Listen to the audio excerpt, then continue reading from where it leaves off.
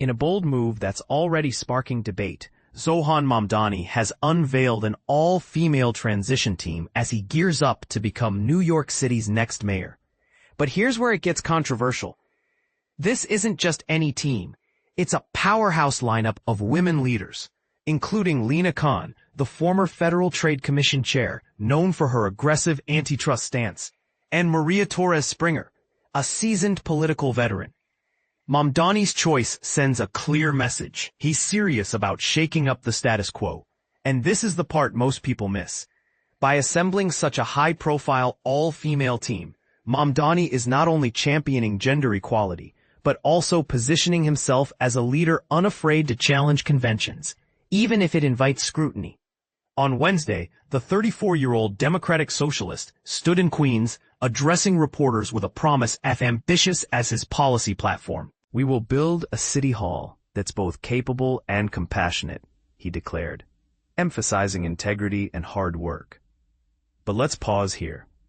How will this idealistic vision fare in the face of New York's complex bureaucracy and a potentially hostile federal government?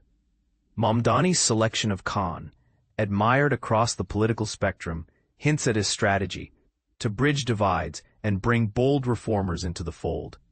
Yet, this approach isn't without its critics. Some argue that his progressive agenda, which includes a rent freeze, free bus service, and universal childcare, is too radical for a city already grappling with economic and social challenges.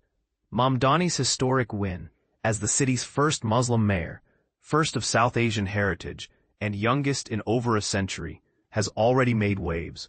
But his victory hasn't come without fierce opposition. Donald Trump, a fellow Queens native, has repeatedly threatened to withhold federal funding, labeling Mamdani a communist. Trump's attacks escalated during the campaign, even targeting Jewish voters with baseless accusations of Mamdani being anti-Semitic, a claim Mamdani has vehemently denied. Meanwhile, but as he prepares to take office on January 1st, the clock is ticking. With just 57 days to prepare, Mamdani's transition team will need to hit the ground running, especially if Trump follows through on his funding threats. New York City's budget relies on $7.4 billion in federal funds, a significant chunk that could be at risk. Here's the real question for you. Is Mamdani's progressive vision the shake-up New York needs? Or is it a recipe for disaster in an already polarized political climate?